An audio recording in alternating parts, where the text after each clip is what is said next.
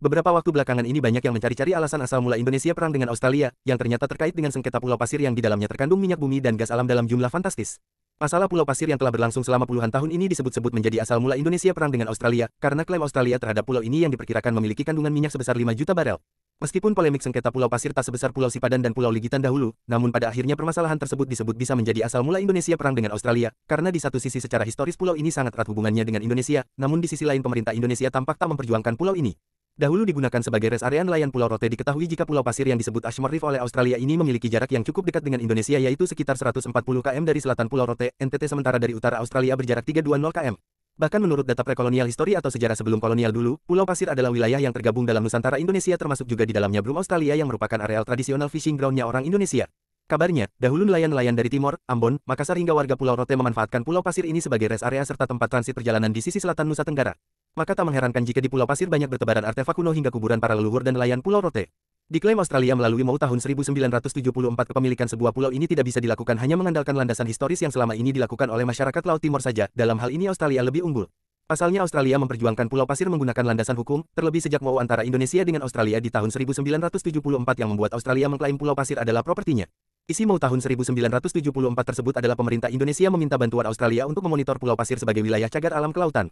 Indonesia mengakui Pulau Pasir milik Australia. Dalam MOU tersebut Indonesia mengakui wilayah Pulau Pasir dan perairan di sekitarnya adalah bagian dari kedaulatan Australia. Namun Australia wajib menghormati dan mengizinkan nelayan tradisional Indonesia untuk menangkap ikan di perairan Pulau Pasir. Hal ini diperkuat oleh deklarasi Juanda yang tak mencantumkan Pulau Pasir sebagai milik Indonesia. Maka, tak mengherankan jika dalam peta-peta resmi, Pulau Pasir tidak termasuk dalam wilayah Indonesia.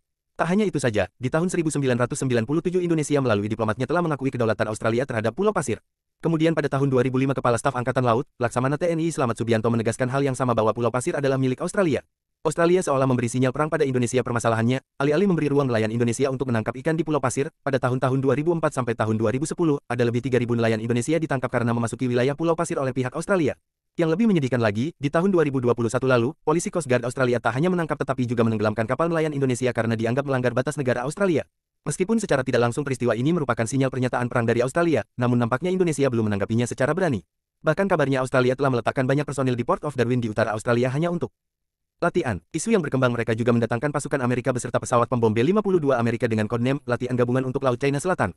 Namun alih-alih ingin merebut Pulau Pasir, Indonesia dinilai tidak mengambil langkah apapun atas strategi yang dilancarkan Australia itu. Kenapa Pulau Pasir harus diperjuangkan? Tak mengherankan jika Australia sangat menggebu dalam mengklaim Pulau Pasir sebagai bagian wilayahnya. Pasalnya pulau ini kaya akan kandungan minyak dan gas alam hingga membuat negara tersebut melakukan eksplorasi migas sejak tahun 1970-an. Eksplorasi besar-besaran tersebut membuat warga Pulau Rote khawatir jika insiden Montana Oil Refinery di tahun 2009 terulang kembali. Pasalnya kilang minyak asal Thailand tersebut mengalami kebocoran dan tumpahan minyaknya mencemari laut, merusak ratusan hektar rumput laut hingga membuat tangkapan ikan menurun drastis. Meskipun kecil kemungkinan untuk memperjuangkan Pulau Pasir hanya berlandaskan pendekatan historis, setidaknya Indonesia bisa memperjuangkan hak nelayannya untuk bisa menangkap ikan dengan aman dan nyaman di perairan laut sekitar Pulau Pasir.